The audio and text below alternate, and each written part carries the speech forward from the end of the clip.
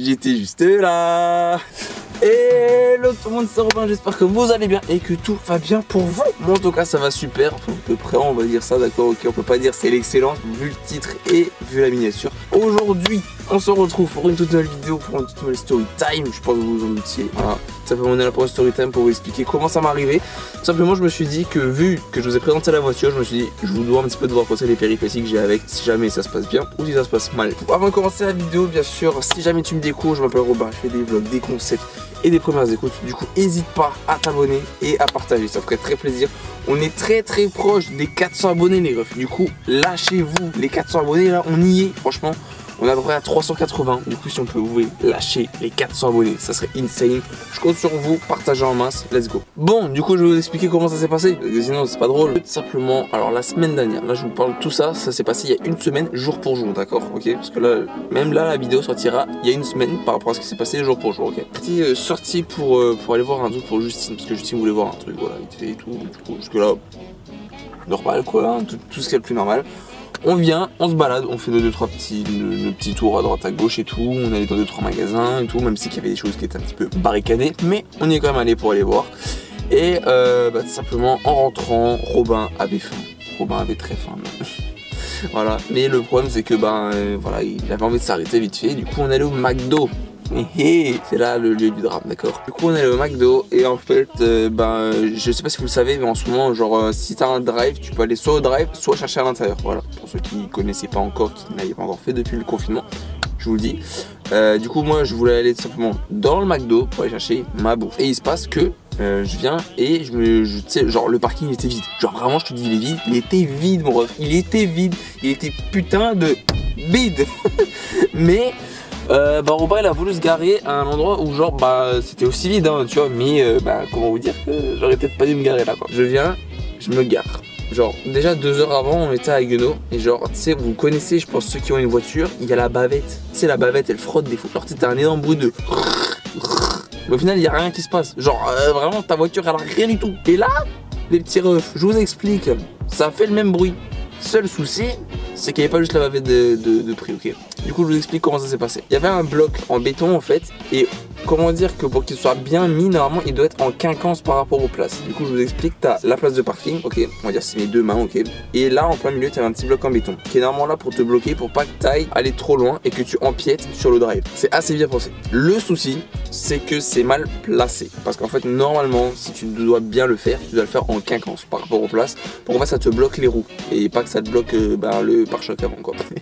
Voilà, tout simplement en fait ce qui s'est passé c'est que je suis passé en fait, le bloc de béton il est passé entre mes 2 roues avant. Du coup en fait au final j'étais bloqué quoi, genre ça m'a bloqué la caisse. Du coup avancer je pouvais toujours. Le problème c'est que j'avais plus envie d'avancer vu que j'avais entendu le bruit. Je suis pas con non plus quoi. Et du coup je commence à entamer ma marche arrière, étant donné que le bruit, en fait j'avais pas genre, on n'avait pas une sensation de plaque, tu vois, genre il y a un truc qui s'installe sous la voiture. Je n'avais pas de bruit énorme, genre un truc qui arrache tout et tout, il n'y avait pas de bruit comme ça. Genre il y avait juste le bruit de la bavette quoi, genre normal quoi, on va te dire tout ce qui est plus normal. Pour ceux qui ont une voiture, je pense que vous avez déjà vécu, si vous avez une voiture assez basse, genre des fois il y a des trottoirs devant des places de parking, ça peut arriver. De là je me dis Robin tu vas faire une marche arrière, vu que tout simplement dans tous les cas il faut bien que je sorte de la place à un moment hein. De toute façon il y a un moment j'ai pas vraiment le choix, faut que je sorte de ma place de parking, c'est obligatoire, faut bien que je rentre à la maison hein. En plus il était 17h, 2 heures plus tard il y avait le confinement, enfin voilà quoi. Et j'arrive et là je commence à entamer ma marche arrière. Genre je sens un peu de résistance, tu vois, je me dis bon la bavette elle est bien accrochée quand même. Je continue. Genre ça tire. Et là tu sais, genre je me suis pas, genre à un moment je me suis jamais dit à un seul moment, ouais ça peut peut-être être le pare-choc avant qui est accroché. Je continue à tirer et là j'entends juste un genre un gros, là genre c'est pas juste la bavette tu vois qu'à frotter en sortant de la place. Là ça sentait c'était autre chose. Justine sort, parce que du coup Justine était là, hein, elle était côté passager. Elle sort de la voiture. Elle regarde, elle vient, elle me dit... Enfin, sur quoi elle vient, elle me dit ouais non arrête-toi parce que là c'est quand même bizarre le bruit. Je m'arrête logiquement, j'avais prévu de toute façon de m'arrêter, vu le bruit, j'allais pas continuer hein. Justine sort, elle regarde de son côté, il y a rien. Honnêtement il y a rien, vraiment rien du tout. Moi, de mon côté, Bagdad. Genre, le pare-choc avant pendait quoi tout simplement. Du coup, en panique, j'appelle mon père. Malheureusement il répond pas. Logique, hein, il se dit pas mon fils a besoin de moi parce que il a accroché son pare-choc, logiquement. Du coup on appelle le père à Justine. Du coup il a pu venir, c'était cool. C'était cool parce qu'au moins j'ai au moins pu sortir de la place. C'était ça qui était le plus important.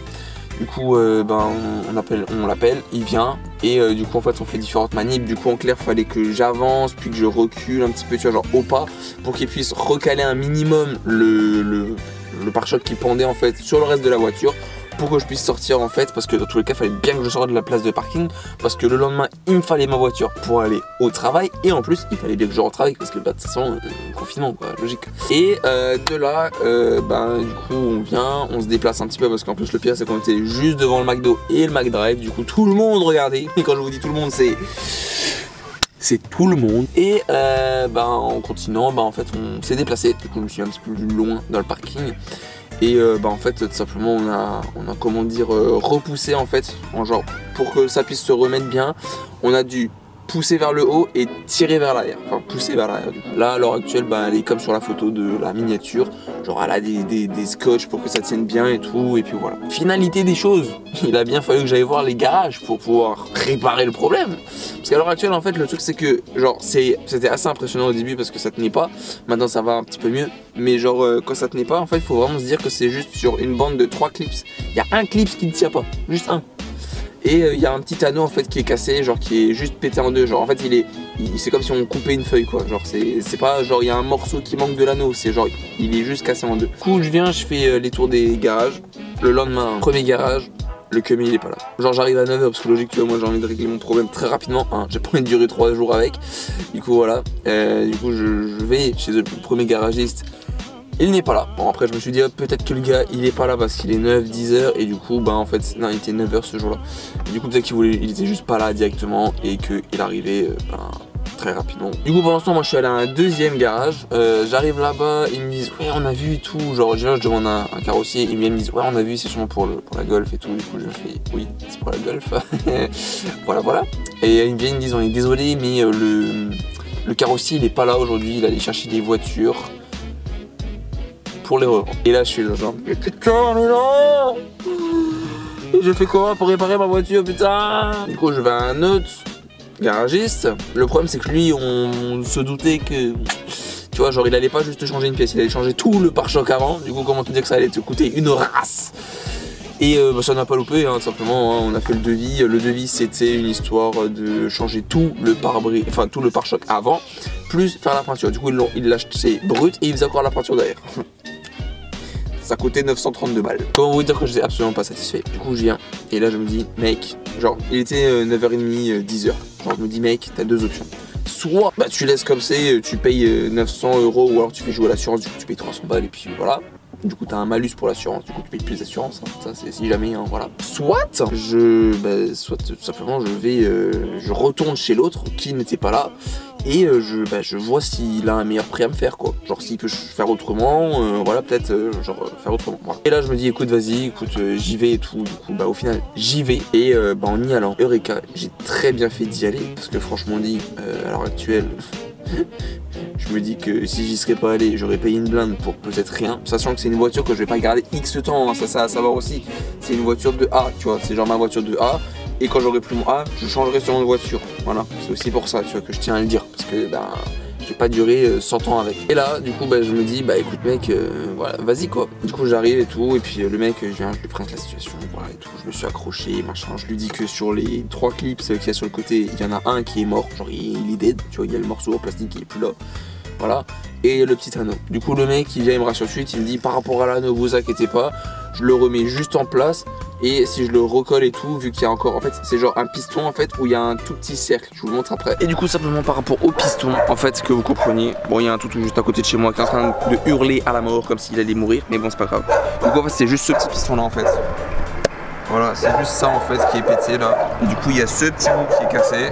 Et en fait tant qu'il y a cette petite bague là, ce truc qui bouge là, en fait tant qu'il y a ça, bah c'est bon en fait, tant qu'il y a ça c'est bon. Du coup ma voiture peut encore être réparée. Et du coup tout simplement pour les clips, bah il m'a dit bah j'ai juste racheté la pièce en fait, le petit bloc en plastique où il y a les 3 clips, il va me le racheter du coup voilà. Pour la finalité du coup il me vient et il me dit ouais pour la main d'œuvre et pour le bout de plastique là pour le clip c'est pour revisser machin et tout, bah en fait ça fera 100 €. Et là mec j'ai directement accepté. Et j'ai pas cherché à comprendre, j'ai accepté. Le mec il vient et me dit 100 € pour ça, pour réparer, sachant que c'est pas une voiture que je vais garder X temps.